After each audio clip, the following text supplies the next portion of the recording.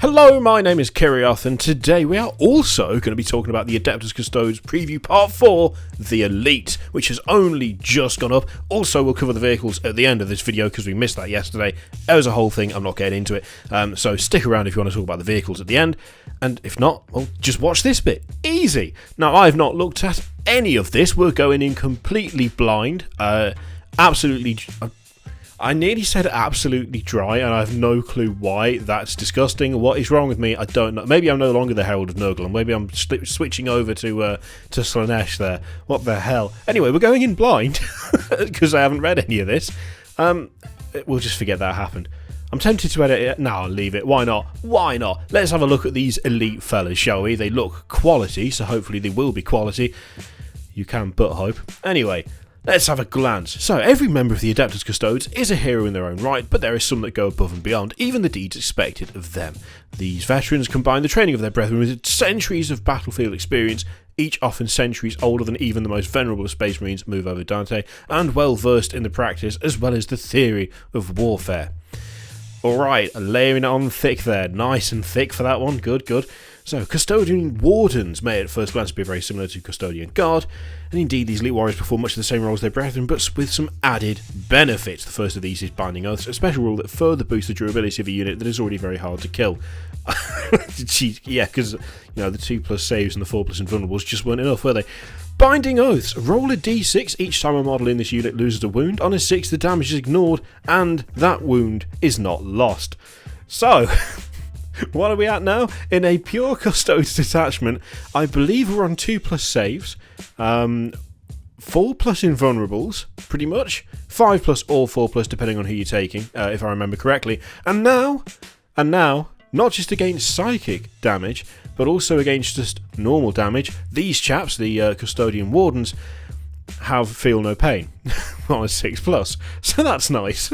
That's good, and it's not even mortal wounds, that's just loses a wound. So yeah, layering it on thick there, Games Workshop. I mean, I like it because, I mean, this army is going to have like 4 fucking models in it, so it's not like that's an exaggeration. It might have a few more than 4, but it's not going to be heavy on numbers, so they kind of need to be survivable. A save, an invulnerable, and a bloody Feel No Pain is kind of funny, though, to be honest. It really is pushing the narrative of these guys are absolutely solid, which of course I'm all in favour of. They're Custodes, so obviously they're solid. But goddamn, that makes me happy. Custodian Wardens can also be equipped with Castellan Axes, deadly melee weapons that aren't quite as effective at piercing armour as the Guardian Spear, but provide a massive +3 boost to the wielder's strength. These guys are like strength 5 anyway, aren't they? So what, is that what, strength 8? Okay, fine, cool. If you're looking to hunt more lightly armoured monsters or even vehicles, these weapons are ideal. Well, they would be. 3+ to the wielder's strength, good lord. Right, Alarus Custodians. By the way, I'm loving the Custodian models, the Alarus models, sorry, for a couple of reasons. Firstly, they look immense. They look like cataphractii armour gone ornamental, which is always a good thing. But also, as soon as I saw these, one of the first things I thought was, oh, that would make a quality Warforged in D&D, like a really ornate, kind of crafted by the most sort of vain and greedy of dwarves, Warforged. Oh, I could see that. So I've just built a character around it, like literally yesterday. So multi-use, the Alarus Custodians, in fact. Not just good for 40k, you can also turn them into D&D characters. Anyway, Alarus Custodians, on the other hand, relentless character hunters encased in Alarus Terminator armour. These warriors have 4 wounds apiece and can teleport onto the battlefield. Excellent, allowing them to close in close combat. I don't know how they could have phrased that better. Allowing them to enter close combat very quickly indeed. There we go, fixed it for you. That'll be £5, PayPal it over. What's more, the Slayers of Tyrants rule means that you can keep edging close to your opponent's key characters when you pile in and consolidate. Slayers of Tyrants. When models in this unit pile in and consolidate, they can move up to 3 inches towards the nearest enemy character, even if it is not the nearest enemy model, so long as they finish this move within 1 inch of an enemy unit. I quite like that. That's kind of funky. It does obviously help them shift over to the big names, so to speak, but it's not completely limitless. I do like that. They can't just ignore everyone else, which is good. Yeah. Yeah, I think they're doing a pretty reasonable job of making it so that although this is a low model count army, you're actually going to have various options to try and utilise them more, given that you won't have a huge army of them on the battlefield. It's really hammering home the Elite 4 side of things, which I'm a big fan of. I'm liking what they're doing. I really am liking what they're doing. Okay, let's have a look at a couple of stratagems. Inescapable Vengeance, 2 command points. And, let's see. The Adeptus Custodians are single-minded when they have their target in their sight. Use this stratagem when you select a unit of Adeptus Custodians from your army to make their attacks in the shooting phase. Ooh, okay. They can target enemy characters with their attacks, even if they are not the closest enemy model. So again, they're really going for at least a character assassination. That is actually a thing. It's not what I'm referring to here, but they're really going after the whole character hunter aspect of these guys, which I like. I like a lot. I feel like this is the thing with this. I really am kind of feeling like they're being a bit more inventive than they have been with some of the more recent Codex releases, which I think is out of necessity. I think they're having to try and find ways to counteract the severe low model count that the Custodes is going to have. And I'm liking the way they're doing it so far. It feels reasonable. It doesn't feel overpowered. Taken in isolation, I think it feels a little bit overpowered, but then when you consider what the actual army is going to be consisting of, it feels a bit more balanced. And to be honest, it's hard not to make it feel overpowered, given that these are supposed to be the elite of the elite of the elite of the elite. You know, they're not even Space Marines, they're Custodes, so you kind of want that ridiculous every guy is a hero feeling to them. So yeah, not bad. Okay, and the other one, Unleash the Lions. 2 command points again. Many are the tales of heroic bands of Adeptus Custodians engaging entire armies in fierce battle. Okay, look, I do like the everyone's a hero thing. That is kind of funny. Let's be honest, that is kind of funny. Many are the tales of heroic bands of Adeptus Custodians engaging entire armies in fierce battle. God damn. They're not even spreading it thick now. They're layering it on with a fucking shovel. Good lord. Use this stratagem at the start of your movement phase. Select a unit of Adeptus Custodians from your army on the battlefield. That unit is immediately split into separate units, each containing a single model. Oh god. If anything, I'm just loving the mental imagery that this is providing to me. Just in the middle of the fight, a unit of 3 Adeptus Custodians basically just looking at each other going, yeah, and then just splitting off into 3 and going off to fight their own individual war. How effective that could turn out to be, I don't know. I really get the feeling that you're not going to be swimming in command points for Custodes simply because of the cost of the models, and therefore the restriction on how many detachments you could possibly take, how many formations you could possibly make with them.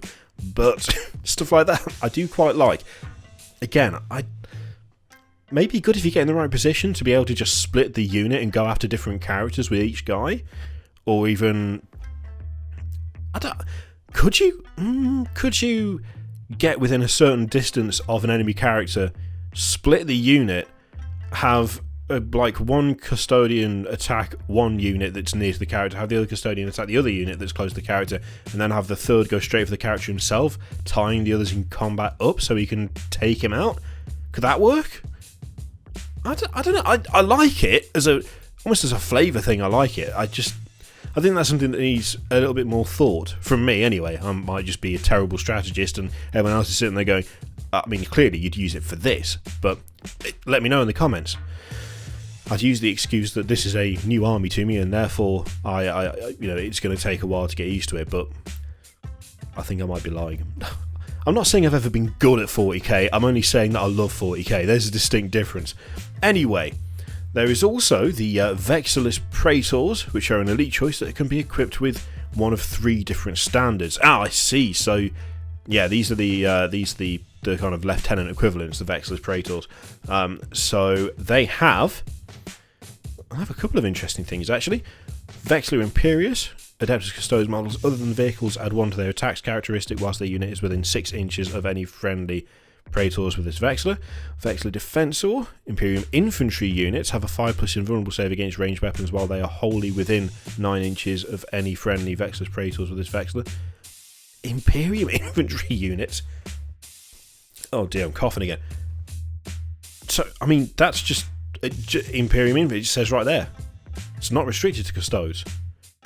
Just any Imperium infantry units have a 5+ invulnerable save against ranged weapons while they're within 9 inches. Ooh, oh, that's tasty. I like that. That's nice. I sense some form of Imperial soup being brewed with that one. Vexillor Magnifica. Your opponent must subtract 1 from hit rolls in the shooting phase for attacks that target Adeptus Custodes units within 6 inches of any friendly Vexillor's Praetors within this Vexillor. I like that too. Again, that's more limited. 2 of them only apply to Adeptus Custodes. The Imperium Infantry one is very interesting to me because that's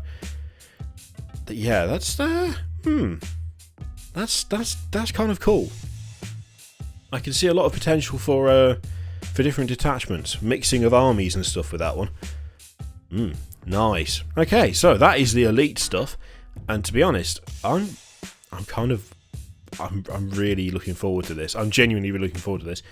And funnily enough, the example they give for the Vexillor Defensor is ideal for mixed Imperium armies. Who'd have thunk it? I do like this. They also point out at the bottom here that the Custodian Wardens, Alaris Custodians, and Custodian Guard kit contain everything you need to build a Vexillor Praetor and a Shield Captain. And the Custodian Guard set is almost a start collecting set for the Adeptus Custodes, containing a patrol detachment in a single box weighing in at about 22 power. You know what I was saying about a low model count army? Well, there you go. Ridiculous. Okay. I'm liking that elite stuff. It looks good. It looks interesting. There's some cool little solutions to the problems that are going to be faced by an insanely elite army with not much in the way of model count. Yeah, I'm happy with it. I'm happy. I really can't wait for this stuff to come out. It's going to be grand. Okay, let's have a quick look at the vehicle stuff. I'll take a brief moment right now to have a horrendous coughing fit. I apologise now if I forget to edit that out because that will have been absolutely horrendous. Anyway, let's have a look at the old vehicles. So the first up is the Virtus Praetors, which, again, I'm liking the profile of. So they've got a 14-inch move, fly, and a straight boost of 6 inches when they advance without having to roll. And they have some funky weapons, including, well, they've got the Hurricane Bolters, but there's also the new Salvo Launcher, which is this. Don't know why I say it like Salvo Launcher. You've got Melter Missiles, 24 inches, heavy 1, strength 8, AP -4, D6 damage. You can reroll failed wound rolls for this weapon if the target is a vehicle. And Flak Burst Missile, again 24-inch range, heavy D3, strength 7, AP -1, D3 damage. Add 1 to all hit rolls made for this weapon against targets that can fly. Subtract 1 from hit rolls made for this weapon against all other targets. So, for those who were concerned about a lack of anti-aircraft stuff for Custodes, there you go. Turns out the old speedy jet bikes there have got the solution for you. And to be honest, I quite like that as a solution. I mean, they're really quick as well, those jet bikes. I'm liking it. 14-inch moves and a straight boost of 6 without having to roll to advance. It's nice. Combine that with a crazy flak burst missile and you're well on your way. Okay, and you also have the Interceptor Lances, which I like the name of. So, they are melee, obviously, and strength 1, AP -3, D3 damage. You can reroll failed wound rolls for this weapon on a turn in which its bearer made a successful charge. It's shock cavalry, isn't it? That's what you're going for there. And again, I do quite like that. Wonder if you could do a cheeky charge of. No, that's a silly idea. Charging a flying vehicle. Don't know why you do that. Would be kind of funny though. Anyway, let's have a look at stratagems for vehicles. You have Stooping Dive, 3 command points. Christ. Guided by their predictive auguries and centuries of combat experience, the Virtus Praetors excel at swooping down to intercept threats the moment they manifest themselves. Use this stratagem at the end of your opponent's charge phase. Choose an Adeptus Custodes bike unit from your army that is within 12 inches of an enemy unit. You can declare a charge with that unit as if it were your charge phase. If the unit's charge is successful, that unit fights before all of the units in the subsequent fight phase, even before charging units. If your opponent has any units with similar abilities, take it in turns to resolve them, beginning with your opponent. Okay, grief. That's a long one, isn't it? Okay, again though, that is not bad. That is not bad. That's gonna make those lances nice and useful, I feel. Yeah, I quite like that. 3 command points is quite expensive, but it does seem that is not a shoddy stratagem to me. That seems pretty decent. And we also have, for 1 command point, networked machine spirits. So use the stratagem in your shooting phase. Choose a venerable land raider from your army and at least one other friendly venerable land raider. Alright, that's a bad start. Within 6 inches of that model, none of the chosen models suffer any penalties to their hit rolls until the end of the phase. Now that's fine, and that's only 1 command point, but that involves having to have 2 venerable land raiders in your army, and venerable land raiders, points-wise, are fucking expensive. They are fucking expensive in an army made up almost entirely of expensive units. 2 of them, and having to park them within 6 inches of each other to get the benefit of that, I don't think I'd ever use that. Genuinely, I don't think I'd ever use that. I mean, maybe in massive games, but 2 of those things seems a little bit optimistic in terms of what people are going to be running for this. Yeah, I'm not sure about that one, if I'm absolutely honest with you. It could have its uses, but in just sort of standard sized games, I just don't think we're going to see 2 venerable land raiders as a standard thing in Custodes armies. I just don't think we're going to see it. Anyway, let's move on. Oh my god, what the hell was that? 1 command point, Wisdom of the Agents. The dreadnoughts of the Adeptus Custodes have seen millennia of war and can guide their comrades with their wisdom. Comrades. Use this stratagem at the start of any phase. Select an Adeptus Custodes dreadnought from your army. Until the end of the phase, you can reroll hit rolls of 1 for friendly Adeptus Custodes units within 6 inches of it. That is more reasonable. Yeah, that is more reasonable. That is more usable. I can easily see that being used at a fairly regular basis because, well, everyone loves dreadnoughts. And especially if you can use those bitchin' Forge World dreadnoughts, I'd be all over it. It's far more likely that I think you'll see a dreadnought in a Custodes army than you'll see 2 venerable land raiders. So, yeah, I do like that. I do like that they point out at the bottom that you can have a legion of dreadnoughts. So look out for the Custodes dreadnought-only armies, because that's quality, and I want to see at least one of those. Yeah, some of that stuff is pretty decent, some of it's okay. I like the Stooping Dive, I like the profiles for the salvo launchers on the bikes. I do like the Lancer. Well, the Network Machine Spirits is a bit weird to me. I don't know who the hell's ever going to use that. I could be completely off, like, I could be completely misjudging that. You'll have to let me know in the comments what you think, but 2 Venerable Land Raiders, that is pricey as hell. Anyway, that is the vehicle side of things for the Adeptus Custodes as well as the Elite. Let me know what you think in the comments. In the meantime, feel free to click any of the things you see on the screen in front of you. The videos, the subscription, Patreon, all of that shit. Click if you like, don't click if you don't want to. And I will see you for the next video. Toodaloo.